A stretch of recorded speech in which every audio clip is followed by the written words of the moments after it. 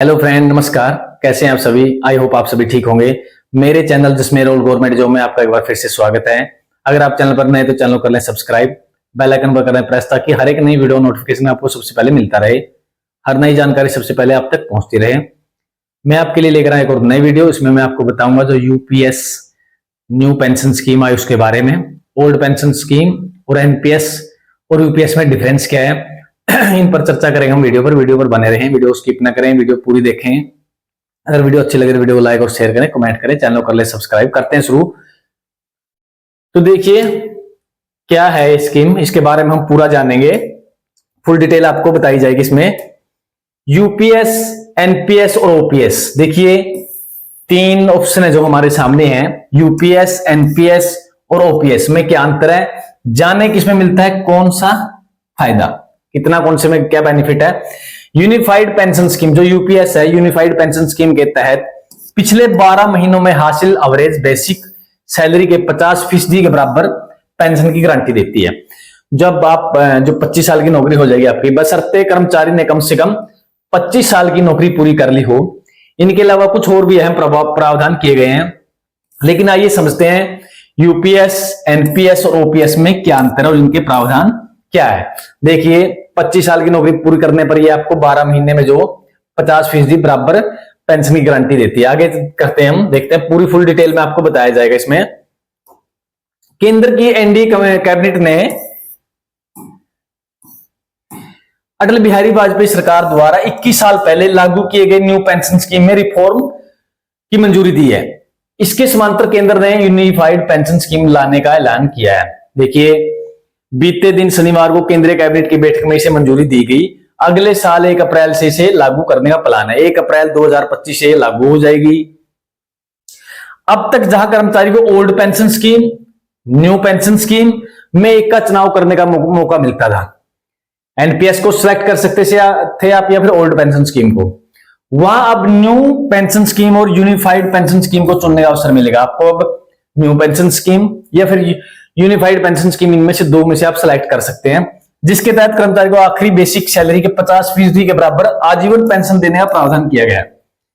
जो आपकी आखिरी सैलरी होगी, बेसिक सैलरी, उसका 50% जो आपको लाइफ टाइम दिया जाएगा। इसमें नई पेंशन स्कीम में यह प्रावधान है।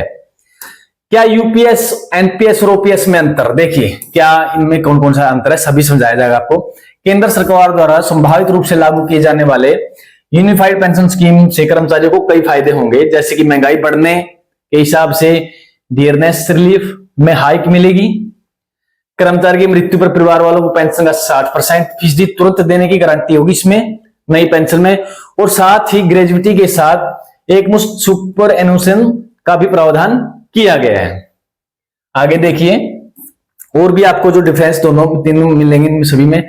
अगर आप केंद्र सरकार के तहत नौकरी कर रहे हैं, जो नई स्कीम आई है वो केंद्र सरकार की स्कीम है, जो केंद्र सरकार के कर्मचारी हैं उनके लिए है, और आपने 10 साल की नौकरी पूरी कर ली है। देखिए अगर आप केंद्र सरकार के कर्मचारी 10 साल की नौकरी पूरी कर लिया है तो आपको प्रति महीने कम से कम 10,000 रुपए पेंशन के तौर पर मिलेंगे, अगर आपने 10 साल की नौकरी की है तो।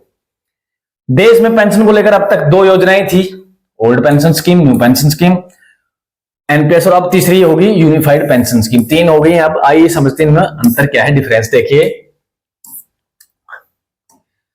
Unified pension scheme, unified pension scheme UPS केंद्र की एनडीए सरकार द्वारा शुरू की गई नई पहल है। यह ओल्ड पेंशन स्कीम की तरह काम करेगी और साथ ही इसमें न्यू पेंशन स्कीम से भी कुछ जरूरी बेनिफिट शामिल किए जाएंगे। दोनों का मिश्रण होगा, मिक्स होगी है ओल्ड पेंशन स्कीम और जो न्यू पेंशन स्कीम है। इन दोनों से कुछ बातें ली गई हैं, जो दोनों को मिला के जो नई यूपीएस स्कीम बनाई गई है। क्या अलग होगा इसमें देखिए, पेंशन की राशि रिटायर्ड लोगों को रिटायरमेंट से पहले नौकरी के आखिरी 12 महीनों में, ये समझने वाली बात है, मिलने वाली उनकी बेसिक सैलरी का 50% 50% पेंशन के तौर पर मिलेगा। जो आप जब रिटायर होंगे उससे जो पहले वाले 12 मंथ आपके 12 महीने हैं, उसकी सैलरी का 50% आपको मिलेगा। आमतौर पर इसका पूरा फायदा उन्हें मिलेगा जिन्होंने 25 साल की नौकरी की है। 25 साल की नौकरी का ये मतलब कंडीशन रख दी इन्होंने भी 25 साल की नौकरी करनी जरूरी है। इससे कम, जैसे कि अगर किसी ने 10 से 25 साल के बीच अपनी नौकरी पूरी की है, ये जो 12 महीने वाली 50% वाली उन पे लागू होगी जिनकी 25 साल की जो सर्विस है वो पूरी हो जाएगी। अपनी नौकरी पूरी दिनों 10 से 25 साल के बीच, देखिए जिसकी 25 साल से पहले और 10 साल के बाद इतनी नौकरी होगी तो आपका पेंशन उसी हिसाब से एडजस्ट कर दिया जाएगा, उसी हिसाब से आपका जो एडजस्ट किया जाएगा, उसको ये बेनिफिट नहीं मिलेंगे। फैमिली पेंशन, अगर कर्मचारी की मृत्यु हो जाती है तो इस हालात में उनके परिवार को पेंशन का 60% हिस्सा मिलेगा। यह रकम कर्मचारी की मृत्यु के तुरंत बाद परिवार को दे दिया जाएगा। ये 60% है जो हिस्सा, 60% मिलेगी जब किसी कर्मचारी की मृत्यु हो जाती है। तो आगे देखिए, मिनिमम या न्यूनतम पेंशन, अगर किसी कर्मचारी ने कम से कम 10 साल की नौकरी भी पूरी की है तो देखिए 10 से 25 साल के बीच में नौकरी उनका था वो पहले, अब 10 साल की नौकरी पूरी है, उन्हें भी प्रति महीने कम से कम 10,000 रुपए पेंशन के तौर पर मिलेंगे। जिसने 10 साल की नौकरी पूरी की है उनको 10,000 रुपए पेंशन के तौर पर मिलेंगे। कुछ भत्ते होंगे तो कुल मिला के उनको जो 10 प्लस ही मिलेंगे, क्योंकि उस टाइम का जो डीए जो हो रहा है जो उनको मिलाकर 10,000 से प्लस हो जाएगा उनका।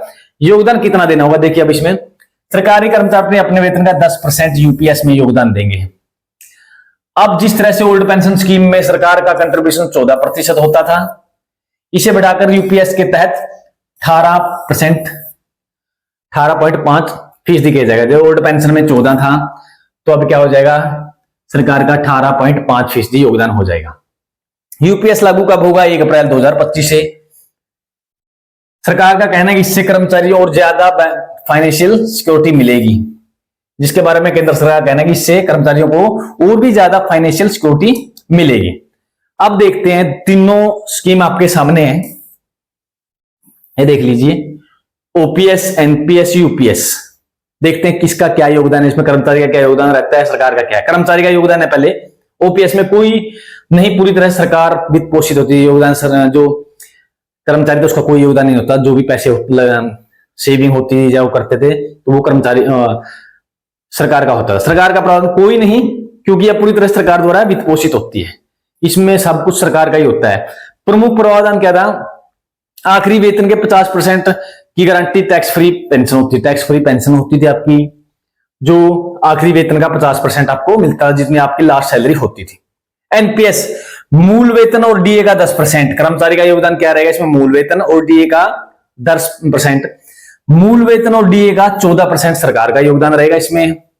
रिटायरमेंट के दौरान आपको 60% मिलेगी pension tax free withdrawal, tax free होगा जो आपका विड्रॉल होगा उस टाइम। यूपीएस में देखिए, मूल वेतन का 10%, मूल वेतन का 18.5%, इसमें ये आप क्या कट कर दिया गया है, तो इसमें मूल वेतन का 10% और मूल वेतन का 18.5% ये बढ़ा दिया गया। यहां पर 25 वर्ष के बाद उस मूल वेतन का 50% मिलेगा आपको। न्यूनतम आपकी कम से कम 10,000 रुपए होगी। देखिए आप कितनी अच्छी आपको लगती है। ओपीएस अच्छी है, एनपीएस, यूपीएस तीनों के आपको बता दी मैंने क्या क्या। देखिए बिल्कुल अच्छे तरीके से बताने की कोशिश की है, फिर भी और भी डिटेल आपको बताता। न्यू पेंशन स्कीम अलग अलग से देख लीजिए। न्यू पेंशन स्कीम 2004 में अटल बिहारी वाजपेयी सरकार ने लॉन्च की थी। इसे ओल्ड पेंशन की जगह लागू करने का प्लान था, लेकिन इसका खूब विरोध हुआ, बहुत सारा विरोध किया गया इसमें। एनपीएस के तहत कर्मचारी को पेंशन में कंट्रीब्यूशन लिया जाने लगा और इससे भी कुछ भी प्रावधान किए गए नए, जैसे कि पेंशन का 60% रकम आप निकाल सकते थे, 40% रकम पर संबंधित कर्मचारी के सैलरी ब्रैकेट के हिसाब से टैक्स लगता था। एनपीएस में खास न्यू पेंशन स्कीम के तहत मिलने वाला पेंशन कर्मचारी की नौकरी के दरमियान किए गए कंट्रीब्यूशन पर निर्भर करता है और मार्केट परफॉर्मेंस के आधार पर ही देने का प्रावधान है। ये तो आपको पता ही है। एनपीएस में योगदान, सरकारी कर्मचारी अपने मूल वेतन और डीए का 10% योगदान करते हैं, जो मैंने अभी बताया आपको। सरकार इसमें 14% का योगदान करती है। एनपीएस में कोई भी कर्मचारी अकाउंट खोल सकता है, जिसमें वो न्यूनतम 500 रुपए का योगदान कर सकते हैं। एनपीएस में 2 प्रकार के अकाउंट होते हैं।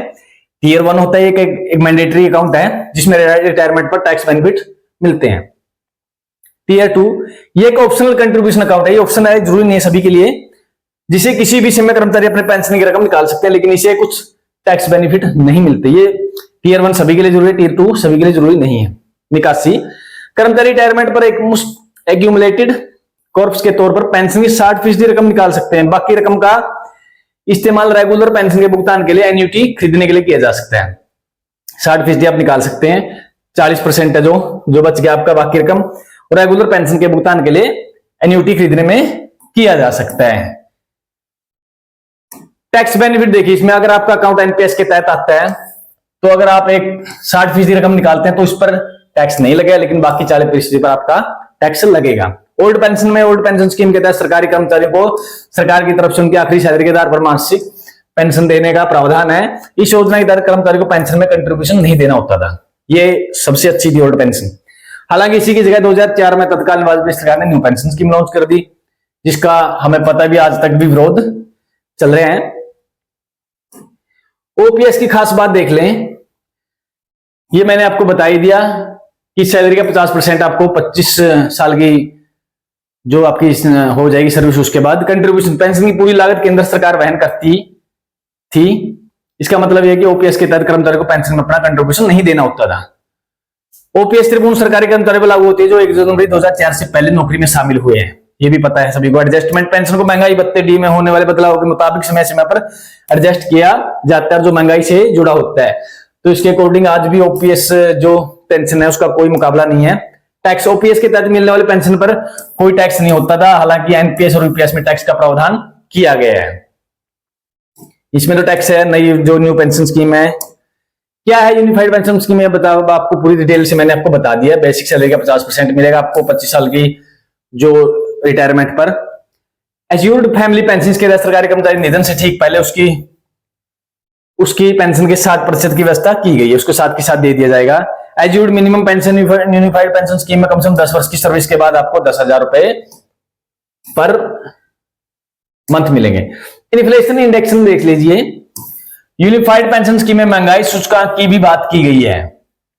इसके तहत सुनिश्चित पेंशन पर, सुनिश्चित पारिवारिक पेंशन पर और सुनिश्चित न्यूनतम पेंशन पर सर्विस इंप्लॉइज के केस में all India consumer price index for industrial works पर बेस्ड महंगाई राहत की व्यवस्था, डियर रिलीफ की जो व्यवस्था इसमें की गई है। लंप सम पर पेमेंट देख लें। रिटायरमेंट की तारीख पर मासिक परिलब्धियों वेतन प्लस डीए का 1/10वां हिस्सा सर्विस के हर पूर्ण 6 महीने के लिए। इस पेमेंट से सुनिश्चित पेंशन की मात्रा कम नहीं होगी। देखिए जो 1/10 हिस्सा है सर्विस के कंप्लीट होने के बाद 6 महीने के बाद, इस पेमेंट से सुनिश्चित पेंशन की मात्रा से कम नहीं होगा। ये थी पूरी जानकारी। कब से लागू होगी? 1 अप्रैल 2025 से लागू होगी। इसमें ये उन सभी पर लागू होगा जिन्होंने पेंशन स्कीम के फायदे उन सभी पर लागू होंगे जो रिटायर हो चुके हैं और एनपीएस के तहत 31 मार्च 2025 रिटायर हो रहे हैं, वो बकाया राशि के पात्र होंगे। जो भी कर्मचारी रिटायर हो चुके हैं जो 2004 के बाद और 2025 के बीच में, उनको सभी है जो सभी बेनिफिट हैं जो वो सभी आपको मिलेंगे। रिटायर्ड कर्मचारियों को भी वो एरियर हो या फिर उनका इंटरेस्ट हो, सभी आपको एक साथ है जो एक साथ मिले या फिर उसमें मिले तो वो सभी आपको मिलेगा। ये थी पूरी जानकारी। एनपीएस क्या है, ओपीएस क्या है और यूपीएस क्या है, यूपीएस कब से लागू होगी, इनके बारे में मैंने आपको सब बता दिया डिटेल में। अगर जानकारी अच्छी लगे तो वीडियो को लाइक और शेयर करें, कमेंट करें, चैनल को सब्सक्राइब। Thank you.